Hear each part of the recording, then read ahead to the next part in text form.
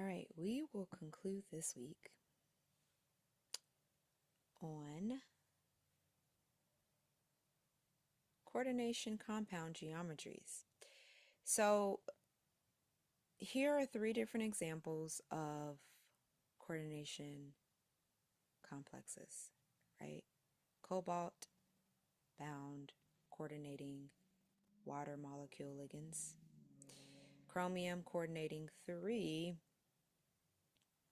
ethylene diamine ligands, and then we have platinum coordinating 6 chloride ions, right? And then remember we have counter ions to balance the charge.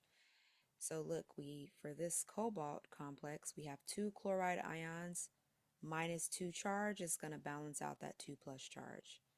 We have nitrate ions here balancing this complex, potassium balancing this. So each of these coordination complexes adopt an octahedral geometry. So in terms of the geometry, it's similar to the Vesper model that you learned in Chem 400 in determining what geometries. The main ones we'll focus on are more like octahedral, square, planar, tetrahedral, the ones that I mentioned in this lecture. Those are the geometries we'll focus on. So the octahedral geometries, right? There's 6 donor atoms and they form bond angles of 90 degrees around the central atom. So we've got 6 ligands here. We have 3 ligands here, but it's still coordinating 6 atoms, right? Because this ligand is bidentate. 6 ligands here. So all of these are octahedral geometries, which involves transition metal atom coordinating 6 ligand atoms.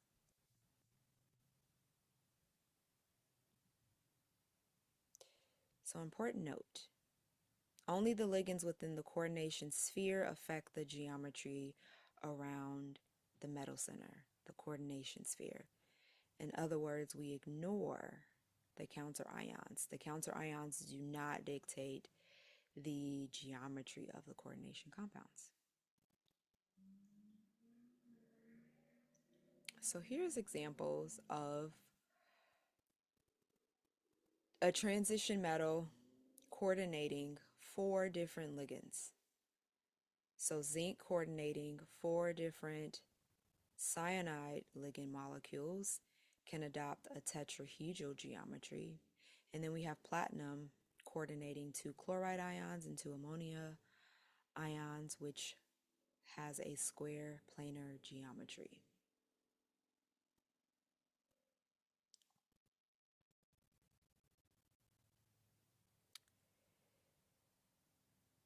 So going back to this cobalt, I'm sorry, not going back. In the previous example, we had all water ligands. So here's an example of a coordination compound where the central metal atom cobalt is coordinating the same number of ligands.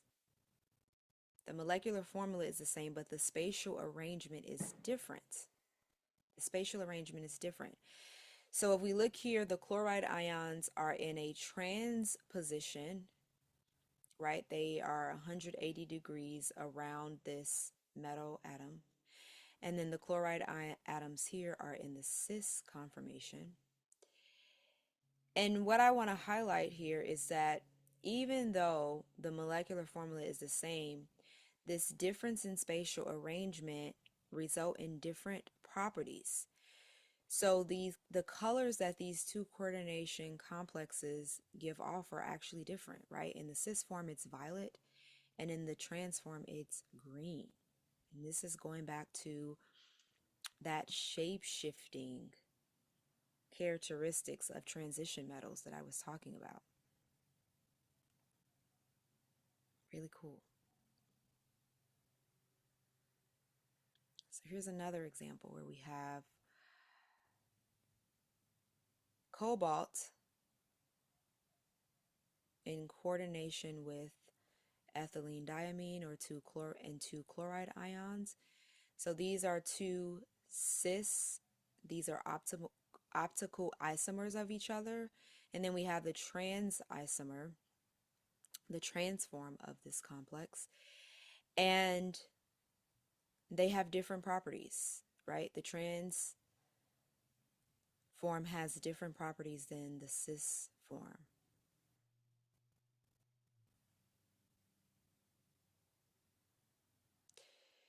So I want to talk about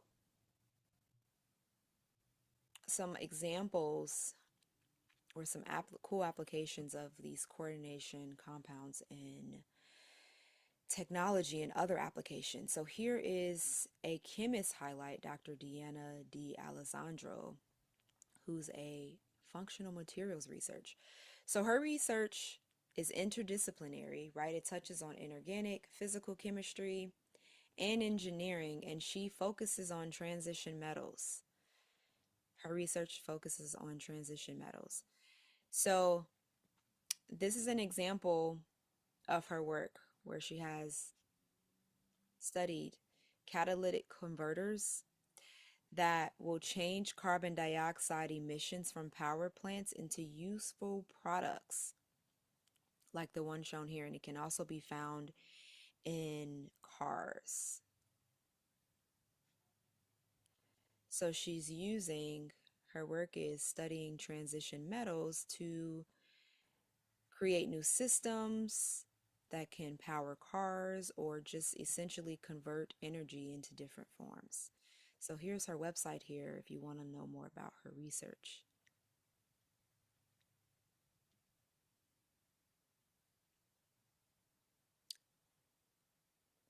So chlorophyll,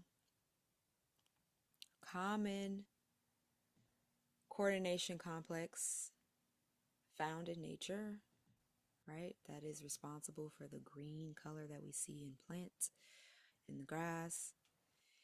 It comes in several different forms, right? So the main core is the same where we have a one chlorophyll molecule that coordinates this magnesium central metal atom through four different nitrogen atoms within the same ligand molecule.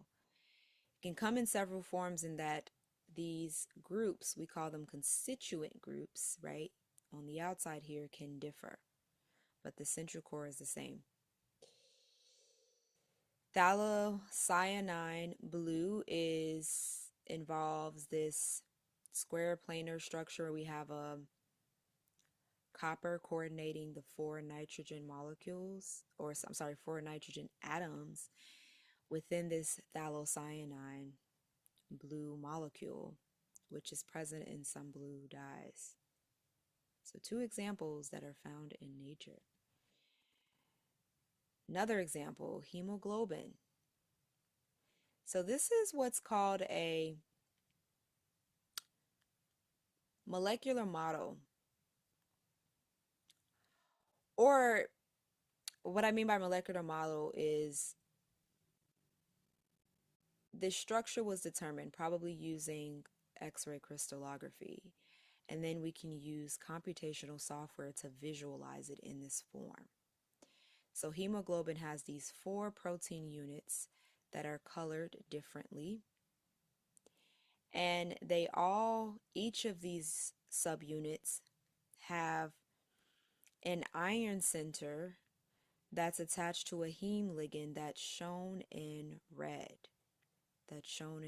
So each of these subunits have this heme ligand that can coordinate iron.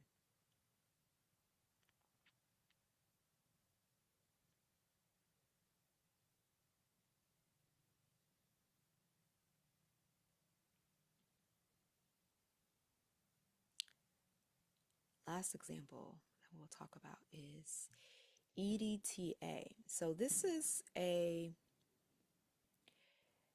molecule that can bind tightly to a variety of metal atoms, metal ions, and it forms a hexadentate complex, right? Because it is coordinating 6 different ligand atoms. 6 different ligand atoms in this EDTA ligand.